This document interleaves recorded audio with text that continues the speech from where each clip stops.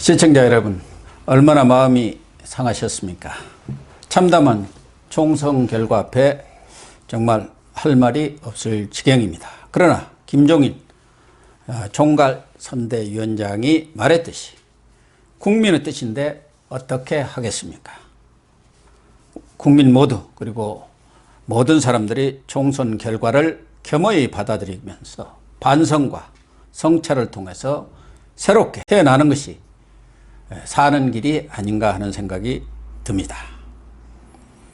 이준권 교수님과 함께 총선 패인을 좀 여러 가지로 나눠서 조목조목 분석해 보도록 하겠습니다. 네, 이 교수님. 저도 뭐 총선 결과를 보고 이렇게까지 참패를 하리라고는 예상은 못했습니다. 뭐 여러 차례 방송에서도 녹록지 않은 상황이다, 어렵다, 이렇게 많은 얘기를 해왔고, 또 뭐 총선을 앞두고 사기를 꺾는 일은 바람직하지 않다는 차원에서 격려하는 그런 얘기들을 많이 했습니다만은, 그래도 저는 한 120석 내지 130석 정도로 견제할 수 있는 의석은 차지하지 않겠느냐, 그렇게 생각을 했는데, 결과는 정말 참담합니다. 예, 정말 저도 예상을 못, 이게 헌정사상 이런 일은 없었거든요. 네, 1987년 이후 직선제 만들어지고 민주화가 이루어진 이후로는 이런 결과는 없었죠. 없었죠. 그래서 이런 걸 보면 정말 저도 엄청난 충격인데, 저도 제 방송에서 계속 이렇게 이야기했어요. 우리 이깁니다. 우리만 투표장에 나가면 이깁니다. 계속 물론 우리가 서로 격려하는 뜻에서 한 얘기지만, 그래도 지금 말씀하셨듯이 범여권이라는 그 사람 범진보가 180석 넘으리라고 저는 생각을 안 했습니다. 네, 그렇죠. 그랬는데 이번에 정말 제가 말이죠, 저 상상도 못할 일이었거든요. 근데 이게 어떻게 하겠습니까? 현실 아닙니까? 현실이고, 어떤 현실이냐? 국민이 선택한 현실이니까 뭐 현실은 현실대로 받아들여야죠. 그래서 지금 민주당과 더불어시민당을 합치면은 180석, 그리고 미래통합당과 미래한국당을 합치면 103석, 이렇게 돼서 겨우 개헌 저지선이 턱걸이 된 그런 상황 아니겠습니까? 많은 분들이 망연자실을 할 거예요. 그러나 앞서도 얘기한 대로 이런 패인에 대해서 정확히 분석을 하고 또 성찰을 함으로써 새롭게 시작하는 그런 모습을 보여줄 때도 국민들의 신뢰가 돌아오는 거 아니겠습니까? 어려울 때일수록 정말 다시 심기를 굳건히 하는 거, 그런 것은 뭐 개인사나 뭐 나라의 일이나 또 공적인 일이나 다 마찬가지라고 생각합니다. 그러니까 패배하는 그 순간, 그 순간에 어떤 마음가짐을 하느냐, 그것이 그 사람에게 앞날이 있느냐 없느냐, 이것이 결정되는 그 순간이에요, 바로. 그래서 패배하는 순간에 어떤 마음을 가지느냐. 패배했는데 비판하지 마. 이미 지난 일이야. 이미 뭐 죽은 아이, 뭐 나이스에서 뭐야. 뭐 이런 식으로 나간다면 그 사람 장래가 없는 사람이에요. 자, 정당도 마찬가지고, 내가 왜 패배해야 됐는지, 할 수밖에 없는지를 냉철하게 스스로를 분석하고 평가하고 또 반성하고 자기 성찰을 함으로써 미래가 다시 열리는 거예요.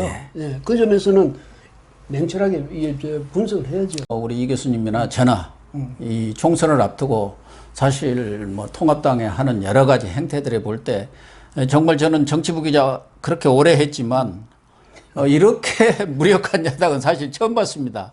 그러나 쓴소리를 자제를 했죠. 쓴소리 하면 안 되죠. 총선을 앞두고 쓴소리하고 자꾸 사기를 죽이는 일을 해서 무슨 도움이 되겠습니까? 가급적 자제를 했는데, 어쨌든 이제 총선 결과가 나온 마당이니까 우선 몇 가지 이런 패인부터 좀 정확히 진단해 보는 것이 중요하지 않겠나, 그런 생각이 들고, 우리 시청자 여러분들도 좀 차분하게 왜 보수 자유우파가 이런 참담한 결과를 가져왔는지 대해서도 숙고하는 그런 시간을 갖는 것이 뭐 좋지 않겠습니까? 그래서 첫째 보면은 판세로 보면은 수도권에서 너무 참패를 했어요. 그렇죠. 그러니까 지금 수도권에서 보면은 서울이 41대 8, 49석인데 경기가 51대 7, 그리고 인천이 11대 1입니다. 무소속 빼고 나면 103석 대 16석이에요. 여기서 87석을 잃어버렸습니다. 지난 그 20대에도 82석 대 35석으로 47석인데 그때도 공천파동 뭐 이런 것 때문에 이렇게 이렇다고 해가지고 이번에야말로 최소한도 지금 35석에 지난번 얻었기 때문에 훨씬 그 격차를 줄여서 한 4, 50석, 50석 가까이 얻을 걸로 예상을 했는데 수도권 민심이 완전히 돌아선 것 같습니다. 예, 그래서 이거는 이제 제가 생각할 때, 이 미래통합당이 우선은요, 제가 생각할 때 우선은 리더십의 실패예요. 리더십이 부재했다. 이렇게밖에 볼 수가 없죠. 왜냐하면, 뭐, 황교안 대표는 자기는 뭐 이제 사퇴했으니까 책임진다. 그게 책임지는 거 아니죠. 뭘 책임질 겁니까, 지금? 이 상황에서. 그런데, 어쨌든 그 양반도 그 몸에 맞지 않은 옷을 입고 고생은 정말 많이 했어요. 많이 했습니다. 예, 많이 네, 고생했어요. 그래서 이제 이분이 사실은 자기는 익숙했던 걸 이제 만약에 이를테면 행정관료라든지 예. 뭐 이런 데서는 자기가 또 아주 능력 있죠. 예, 정직하신 분이고 뭐 그런데 정도로 가는 분이죠. 정치에서는 그야말로 DNA를 바꾸든지 예. 바꿀 자신이 없으면 내가 거기 안 들어가야 되는데 또 눈앞에 당장 당대표란 제1야당의 대표란 그 자리가 있고 이러니까 욕심을 내가지고 이렇게 들어가면 자기의 대선까지 겨냥할 수 있지 않을까 이런 이제 인간은 누구나 다 욕심을 갖게 마련이에요. 그럼요. 그렇죠? 예. 황교안 대표가 대권 욕이 상당히 강했지 않습니까? 예. 그래서 들어갔는데 들어갔으면 정치적인 리더십을 발휘해야 되거든. 예. 정치적 리더십하고 행정 리더십이 같습니까? 이건 관리자의 리더십이지. 예. 이래서 그것 때문에 뭐 옛날에 우리가 흔히 참 농담처럼 하는 말 대국망하고 소국망하고 다 망쳤다 뭐 이런 얘기 하잖아요. 예. 결국 자기도 잘못되고 당도 이렇게 망쳐놓는 그런 결과가 됐죠. 예. 예, 그래서 거기다 조금 점언을 하면은 사실은 지금 뭐 박형중 공동선대위원장이라든가 신세돈 교수 같은 사람을 공동선대위원장 만들었는데 뭐 한 일이 없어요. 한 일만 없으면 괜찮은데 일을 또 엉뚱소리 해야 되잖아. 그리고 박형준 교수 같은 경우는 어제 그런 방송에 나가서 KBS에서 유시민하고 같이 그래 무슨 하더라고 뭐 했다고. 토론인가를 하고 앉았어요. 그래가지고 유시민한테 조롱을 당하고 앉아 있더라고요. 그 왜 나가는지 그 사람이 모르겠어요. 제대로 정신이 박힌 사람인지 아니, 근데- 상황 판단이 그런 사람이 최고 전략가라고 지금 황교안 대표를 참모로서 1급 참모로서 일을 해온 것 아닙니까? 아니 총선을 목전에 두고 코앞에 두고 바로 뭐 이틀 전인가 뭐라고 했습니까? 뭐 위기다 무슨 뭐 개헌선 저지도 어렵다. 그 자기 소리를- 책임 면하려고 한 것 같아요. 저렇게 그 생각해 소리를 왜 보면. 합니까? 물론 그 안에서 여의도 연구원에서 분석해 보니까 그렇게 나왔겠죠. 네. 그럴수록 힘을 내고 이래야 현장에 뛰는 후보들이라도 좀 더 힘을 낼 것 아니겠습니까? 그런데 아니 야 우리 벌써 망했어. 그러니까요. 이런 뭐 신세동 교수 같은 경우도 경제학 쪽에 무슨 전문성이 있는 분이기 때문에 뭔가 국민들한테 어필할 수 있는 정책 공약이라도 하나 만들어내야 하는데 아무 일이 없고 그래서 황교안 대표 리더십 중에 이런 인사 말하자면 참모들을 제대로 쓰지 못한 거 아니냐 측근 참모들이 예.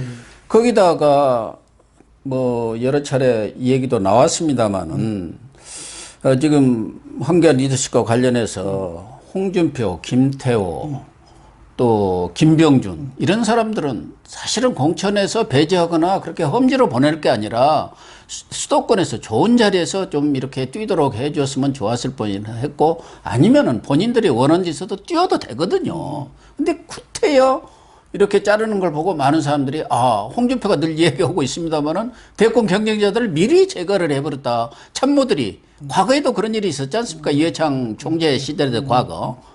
말하자면 쑥쑥 커서 경쟁자가 될 만한 사람은 미리 싹을 잘라버리는. 혼자 나가면 1등 하나? 혼자 나가면 1등 하지만 민주당이라는 상대가 있잖아요. 그런데 어쨌든 이분은요, 리더십을 발휘하기보다는 측근 정치를 했어. 이미 대통령 되기 전부터 측근 정치를 한 거야. 그러니까 안 되죠. 두 번째는 뭐니 해도 코로나19 영향이 아닌가 그렇게 보여집니다. 뭐 아시다시피 코로나19 사태가 오니까 처음에는 통합당한테 상당히 유리한 국면이 형성되다가 나중에는 뭐 문재인 코로나 선방론으로 이렇게 활용을 엄청나게 해버린 거고 그래서 정권 시판론보다는 국정 안정론에 더 국민들의 마음이 간 것 아닌가 그런 생각이 들어요. 아무래도 국가적 위기가 오면은 안정희구 심리가 생기기 마련 아닙니까? 예, 그것도 있고 이제 헬리콥터만이라고 그래서 그냥 돈을 막 뿌리죠. 돈을 엄청나게 뿌려댄 거. 예, 이게 사실은 그 핵심은 그거예요. 예. 돈을 푼 겁니다. 재난지원금이죠. 또 그 복지기금, 현금 복지를 마구 풀어댄 거예요. 그러니까 옛날에 말하자면 고무신 막걸리 선거가 그대로 똑같이 재현된 거. 오징어도 있었어요. 근데 예. 이게 뭐냐면 이 황 대표가요. 바로 이제 이 이슈 파이팅이 없었고 네. 할 계제도 코로나 때문에 되지도 않았고 그리고 그 다음에 또 이슈를 생산해내지도 못했고 그러니까 지금 저 돈 그 이야기 하십니다만은 막판에 돼가지고 이제 뭐 무슨 100조 원 그 예산 그 뭐 확보하자든지 뭐 우리가 전 국민에게 돈 주자든지 뭐 이거는 민주당에서 하지 않은 말 아니냐 뭐 이러는데 이미 그때는 민주당하고 정권 측이 돈 주겠다고 다 이야기해버린 이유니까 예. 아무 효과가 따라가는 없는 거죠. 거니까. 예. 추수해가는 거. 거기에다가 이 코로나 사태가 일종의 블랙홀이 돼가지고 사실은 문재인 정권 3년에 모든 실정들이 다 묻혀버린 거예요. 예. 코로나 때문으로. 지금 경제 같은 경우는 사실은 코로나 오기 전부터 이미 멍이 들어버렸고 그렇죠. 진짜 코로나가 지나고 나서도 경제 코로나를 어떻게 막을 건가?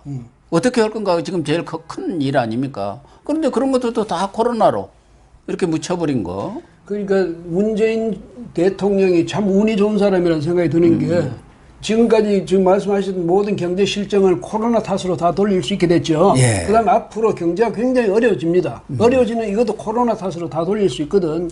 예, 그렇게 됨으로써 뭐냐면 그런데 지금 그렇다고 해서 미래통합당이 거기에 대해서 뭐 저 불평을 할 수 있냐 없어요. 왜? 그러면 그런 데 대한 대안이 있었어야죠.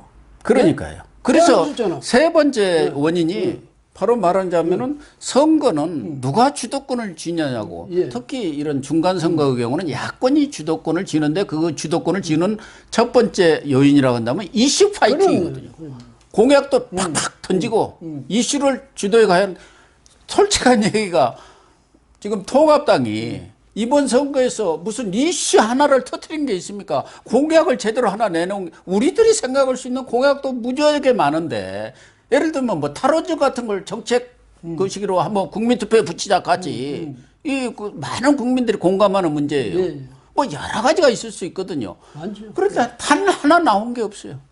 그러니까 바로 그거죠. 뭐냐면 뭐 안에서는 개파는 여전하잖아요. 그걸 왜냐하면 그걸 전체를 아울러서 이걸 녹여가지고 용광로에 녹여가지고 새로운 미래통합당으로 태어난다 이게 아니고 그러니까 자유한국당에서 이름도 미래통합당을 바꾸는데 세상에 총선을 며칠 앞두고 이름을 바꾸고 저도 아직 그 미래통합당 발음이 잘 안 돼요. 네? 이런 식으로 하는데 그게 왜 그러냐? 유승민 그쪽하고 저 합당하는데 그쪽에서 아마 조건을 그렇게 내걸었을 거야.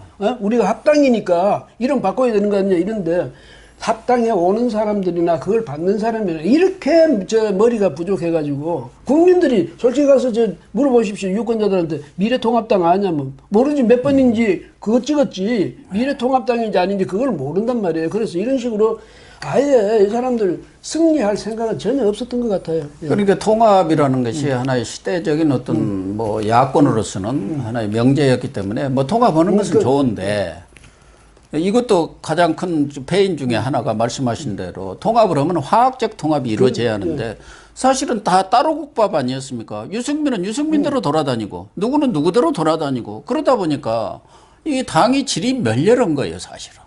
그래서 그런 사람 딱 이 중심을 잡고 끌고 갈 수 있는 그런 리더십이 없었던 것이죠. 그래서 그나마 마지막에 김종인 총괄위원장이 합류해서 이만큼이라도 얻은 거 아닌가 하는 생각이 들어요. 그렇습니다. 그리고 이제 지나가는 사람들, 이게 전혀 도움이 안 되는 사람들, 그러면서 항상 자기가 대단한 인물이냐 하는 사람들, 이 사람, 근데 요번에 이제 제가 생각할 때 한편으로 홍수가 확 지나갔으니까, 이제 말하자면 여러 가지 뭐랄까요, 좀 부담스러운 것들 다 쓸어 내려갔으면 좋겠어요. 그래서 인물도 완전 이제 교체할 수 있는 그런 계기를 이제 맞았잖아요. 그러니까 이참에 용기를 내서 정말 이제 쇄신을 하는 그런 계기로 삼아야 되겠습니다. 예. 그리고 사실은 이번 총선에서 결국은 한 20여% 되는 이 중도층의 표심, 향방이 어디냐에 따라서 총선 결과가 갈라질 수밖에 없는, 판별날 수밖에 없는 그런 상황인데, 중도 표심이 이 결과적으로 보면은 야당 쪽으로 와야 하는데, 기울어져야 하는데, 여당 쪽으로 전부 기울어진 것 같아요. 그게 말하자면 막판에 나왔던 이런 그 막말 파문이라든가 또 중간에 있었던 그런 공천 갈등 이런 것들이 크게 작용을 하지 않았나 그런 생각이 들어요. 예, 그래서 이 미래통합당도 정말 정신 못 차렸던 게 새누리당 시절에 20대 총선 때 왜 패배했는지 우리 다 알잖아요. 그러니까요. 예? 그때 막장 공천하고 예. 그래가지고 그 참패를 봤었지 않습니까? 그러면 이번 공천만은 정말 저 모범적으로 잘 했어야 될 텐데 결국 중간에 좀 말이죠. 김형호 위원장이 사퇴해야 되는 이런 상황까지 왔으니까 이런 식으로 공관위 구성을 해가지고 운영했던 것도 큰 잘못이고 또 하나는 그러면 상대적으로 민주당에는 공천 잡음 없었잖아요. 그러니까 그건 아주 깔끔하게 정리가 된 거예요. 이러니까 스스로가 약자가 말이죠. 오히려 깔끔하고 저쪽에 많은 층에서 갈라먹을 게 많은 층에서 서로 싸우고 이래야 될 때 완전히 거꾸로 됐어요. 그래가지고 이러니 우리 표 갖고 가세요. 저쪽에 갖다 주세요 하는 거는 똑같잖아요. 그러니까 지역구 공천 갈등도 있어갖고 중간에 김영호 공천관리위원장이 사퇴를 했지 않습니까? 거기다 또 막판에 또 끼워넣기까지 했어요. 친황 세력들 지역구에도. 이게 호떡 공천이라더라고. 뭐 뒤집었다 이래 뒤집었다. 아니 저 민경욱 씨 떨어지기는 했지만 막판에 네 번인가를 공천이 탈락했다 뭐 무슨 공천을 받았다 하는 그런 쇼를 벌였지 않습니까? 제정신 가지고 살 수 있겠습니까? 그렇게 되면 그 다음에 미래 한국당 하는 거 보세요. 그러니까 또 비례 공천. 그러니까 여기는 사실은 한성교, 공병호 이런 분들에 대해서는 주변에 조금만 얘기 들어보면은 평가가 다 나 있는 분 아닙니까? 많은 사람들이 한성교 씨가 그거 미래한국당 대표가 할 때도 참 큰일이다. 그런 얘기들이 나왔고 또 공병호 공관위원장이 어떻게 저런 사람이 공관위원장이 되느냐 그런 얘기들이 많았지 않습니까? 예, 그러니까 이게 다 무슨 얘기냐면 자기가 객관적으로 이 조직을 위해서 당을 위해서 뭔가 헌신해야 돼 이런 자세가 아니라 인사권자부터 이거 어떻게 하면 내 편, 내 주변을 이제 강화하느냐 그 차원에서 인사를 하니까 이런 모양이 되는 거예요. 그래서 정말로 지금 거기서 말씀하셨듯이 밖에 잠시만 나가서 들어보면 다 알 수 있거든. 근데 무리하게 내 주변 사람으로 가지고 뭐 그걸 뭐라 우익 보관한다고 그러나 뭐 그런 식으로 해가 내 편 이렇게 챙기면 내 편은 챙겨졌는데 저 전투 그 전투에서는 이겼을지 모르지만 전쟁에서 지는 거예요. 참패하는 거지. 사실은 이런 것이 당 대표, 당 지도부의 리더십이거든요. 그게 당 대표가 그런 공관위원장이라든가 또 비례 한국당의 대표, 공관위원장 이런 사람들과 원활하게 소통을 하면서 말하자면 깔끔하게 공천을 마무리 짓는 자기의 또 의지도 반영을 할 수밖에 없고 또 각자 거기에 참여하는 사람들은 다 자기들 욕심이 있는 겁니다. 그런 사람들을 잘 조정해 나가는 게 리더십이거든요. 정치 리더십 아닙니까?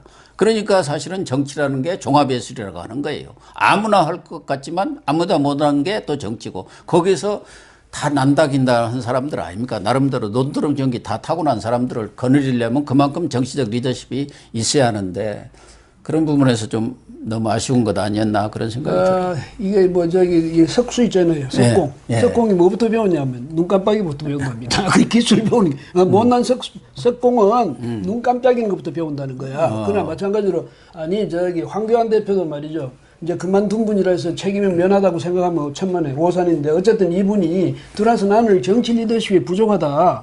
뭐 이런 게 생각해. 나 당 장악력이 부족하다. 인화에서 문제가 있다. 이렇게 되면 우선 진실로 그 내가 이 당을 위해서 헌신할 수 있는 리더십을 가지고 그 대표로서 거듭나는 생각은 안 하고 우선 옛날에 하는 거 가만 보니까 주변에 지 사람이 필요하다더라. 이게 이 측근 정치 참모들, 뭐 자기 저 복심들 이런 사람들을 깔기부터 이제 주변에 두는 것부터 예 거기부터 욕심을 냈으니까 이게 돌 잘 깎을 생각은 안 하고 눈 깜빡이부터 배운 거 아니에요. 그리고 중도층의 표심을 결정적으로 이렇게 말하자면 야권에서 떠나게 한 것은 막빠져 있었던 차명진 후보의 세월호 텐트 발언, 또 김대호 관악이죠. 세대 발언. 세대 폐마라는 거기에 또 황교안 대표도 뭐 N번방이니 뭐 키 작은 사람이니 이런 어떻게 보면 막말도 아닌데 막말인 것처럼 돼버렸고 결과적으로 그런 것은 정치적 판단, 정무적 판단을 통해서 과감하게 정리를 해야 하는데 차명진 후보 같은 경우는 이것도 아니고 저것도 아니고 어정쩡해가지고 또 법원에서 가처분 신청을 받아들여 버려가지고 또 출마까지 끝까지 살아서 이게 투표에 임하는 그런 상황까지 벌어졌지 않습니까? 그리고요, 자유우파 이쪽에서는 미래통합당 이런 측에서는 내가 어떤 좀 심한 말을 할 경우에 그 말에 대해서는 반드시 틀림없이 저 좌파 측에서는 선동으로 해가지고 완전히 덮어씌우거든. 예. 그걸 이겨낼 자신이 있으면 말하고 자신이 없으면 아예 그런 이야기를 꺼내지 말아야 돼요. 근데 괜히 꺼냈다가 완전히 대로주고 말로 받는 셈 아닙니까? 예. 그런 식으로 당하니까 내가 뭐 말을 잘못했는데 잘못한 게 그게 문제가 아니고 이 상대방의 선동을 이겨낼 수 있는 자신감을 갖고 이야기했어야지. 그렇죠. 대책도 없이 왜 그런 이야기를 해? 그게 문제예요. 그래서 마지막으로 짚어볼 게 기울어진 운동장입니다. 말하자면 언론 환경이 예. 이쪽에서는 뭐 말만 하면 막말로 이렇게 몰아간단 말이에요. 저쪽에서는 막말을 더 많이 했어요. 그럼요. 뭐 이해찬 대표랑 뭐 막말을 하는 게 한두 가지 아니었지 않습니까? 윤호중 사무총장도 마찬가지고. 그런데 그거는 막말이 아니에요. 그렇기 때문에 이런 기울어진 운동장, 언론 환경 예. 이것을 어떻게 잘 해결해 나갈지 이런 부분에 대해서도 상당한 연구와 숙고와 노력이 필요한데 사실 저희들이 이렇게 유튜브 방송하지만 그쪽에서 뭐 단 한마디 뭐 이런 얘기조차 없지 않습니까? 전략이 전혀 없는 전략이었어요. 이번에 왜 그런지 모르겠어요. 이 사람들이 이를테면 좁쌀 한섬 좀 밖에 안 갖고 있어. 상대는 지금 별을 말이죠. 몇백 석, 몇천 석 갖고 있는데 이쪽에는 좁쌀 한 가마 갖고 앉아가지고 배부른 신용하고 말이죠. 그러면서 어떻게 되겠지?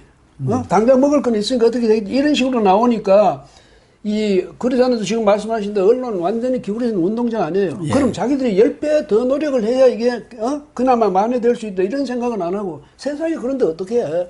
이런 식으로 손 놔버렸단 말이죠. 과거에 김대중 전 대통령이 정말 뭐 40년과 50년 만에 정권을 교체했지 않습니까? 특히 또 김영삼 전 대통령도 마찬가지입니다. 제가 그분들을 다 취재를 해봤기 때문에 아는데 그분들이 언론 환경 그때는 군사 정권 시절이에요. 그럼에도 불구하고 언론에 쏟는 그 열정과 노력, 헌신 이걸 보면은 눈물이 날 정도입니다. 예, 그렇죠. 예, 왜냐면 왜 언론이 그만큼 중요하다는 걸 알기 때문에 어떻게든 언론을 자기 쪽으로 우호적인 환경을 만들기 위해서 모든 노력을 기울여서 뭐 잘 안 되는지 알면서도 또 계란으로 바위치기식의 그런 노력을 기울였기 때문에 끝내 다 대통령이 된 거예요. 그러니까 뭐냐면요. 자기들이 그때 당시에 언론 환경이 굉장히 안 좋았음에도 불구하고 최선을 다했거든. 그러니까 언론들이 사실은 큰 뭐 타이틀을 가지고는 야당을 공격하는 척 하면서도 내용에 행간에 쌀 다 넣어가지고 해줬는데 이 사람들은 전혀 그런 노력을 안 기울였어요. 아니 뭐 이 교수님도 유튜버고 저도 유튜버지만 그런 쪽에서 무슨 단 한마디 전화 한마디 없잖아요. 격려 한마디 없어요. 그러니까 정말 답답한 사람이 우물을 파야 되는데 샘 파야 되는데 그리고 그쪽 사람들은 또 좀 출연을 요청해도 어디 특정 자기 쪽 무슨 황교안 대표고 치러다 쪽만 가요. 여기는 오지도 않아요. 그래서 몸은 편하고 싶고 욕심은 여기에 가득 찼고 몸은 편하고 싶고 이렇게 되니까 그런 게 되는데 물불을 안 가리고 뛰어도 될까 말까 한데 거기서 그런 식으로 말이죠. 편한 선거를 하겠다. 이렇게 되니까 저런 결과가 나오는 거 아닙니까? 그리고 제가 꼭 한마디만 더 해야 되겠는데 이 사람들요. 당선된 사람이든 낙선된 사람들 이 사람들 국민한테 정말 사과해야 돼요. 왜 그때 선거 전에는 전부 무릎 꿇고 하더니 왜 지금 또 안 해요?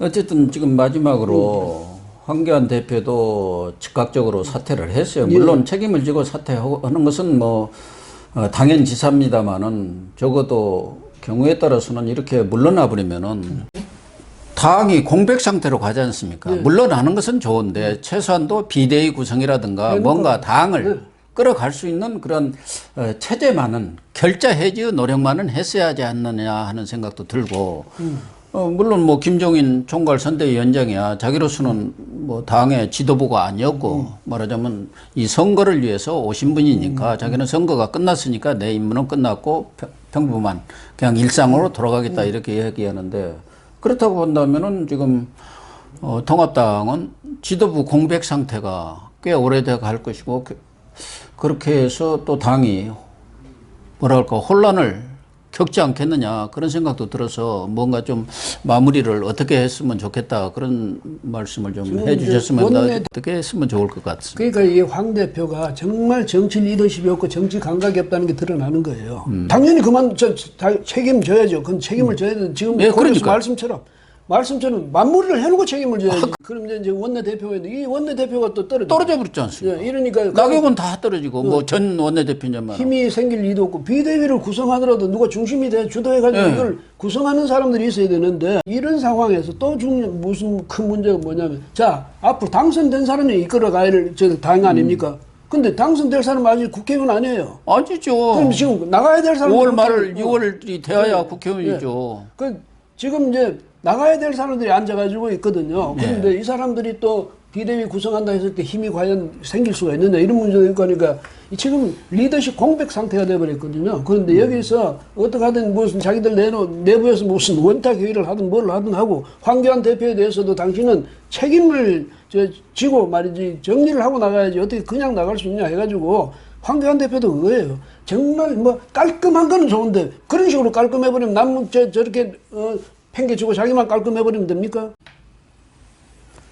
그래서 저는 김종인 총괄선대위원장한테 뭐 기왕에 오셨으니까 또 본인이 다음 대선까지 당을 정말 국민들의 마음에 들도록 고쳐놓겠다 이런 각오도 총선 과정에서 피력을 했지 않습니까? 그렇다고 한다면은 뭐 김종인 총괄선대위원장한테도 뭐 이렇게 그런 책무랄까 임무 같은 것도 좀 상의도 해보면서 뭔가 통합당이 다시 일어설 수 있는 그런 기반을 마련해 놓고 떠났더라면 더 좋았지 않았겠느냐 그런 생각이 참 들어요. 그 황교안 대표가 워낙 참패를 하니까 그 자리에서 그냥 아마 망연자실했을 거예요. 본인도 그냥 정말 어떻게 해야 할지를 모르는 그런 상황이었던 것은 이해는 합니다. 반사적으로 내가 그만두겠습니다 했는데 문제는 이제 어젯밤에 어떻게 했는지 모르겠어요. 그래서 이제 김종인 위원장한테 뭐라도 이야기를 했는지 모르겠는데 김종인 위원장도 사실은 만약 황 대표가 그래 간곡히 한다는데 근거가 없잖아요. 자신이 근거가 없죠. 그러니까. 예. 그래서 황 대표도 아니고 떠나버렸는데. 그러니까 그다음에 김종인 대표도 조금이라도 이겼으면 뭐 지금 할 말이 있지만은 져버렸으니까 어떻게 하겠습니까? 이런 점에서는 할 수 없이 지금 최고위원들 남은 사람들 그래야죠. 해가지고 뭐 원탁 회의를 하든 뭘 하든 해가지고 빨리 당을 수습하는 방안을 마련하고 심재철 그 원내대표는 비록 떨어지긴 했지만 원내대표니까 거기서 이제 좀 역할을 해주고 황교안 대표도 뭐 지금 사퇴했다고 하지만은 정리는 해줘야 될 것 아닙니까? 그 책임을 지고 나와서 무슨 정리하는 데는 같이 힘을 보태야죠. 예. 네, 시청자 여러분, 통합당이 매우 어려운 상황에 처한 것 같습니다. 그래도 103석이라는 국민들이 최소한 문재인 정권을 견제할 수 있는 의석은 주었습니다. 그걸 토대로 해서 다시 일어나는 수밖에 달리 방법은 없는 것 같습니다. 오늘은 오전에 패인을 좀 분석을 해보고 또 이어서 오후 방송에서는 앞으로 여야 관계라든가 또 전국이 어떻게 흘러갈지 그런 전망을 하는 시간을 갖도록 하겠습니다. 오늘 방송 마치도록 하겠습니다. 시청해 주셔서 감사합니다.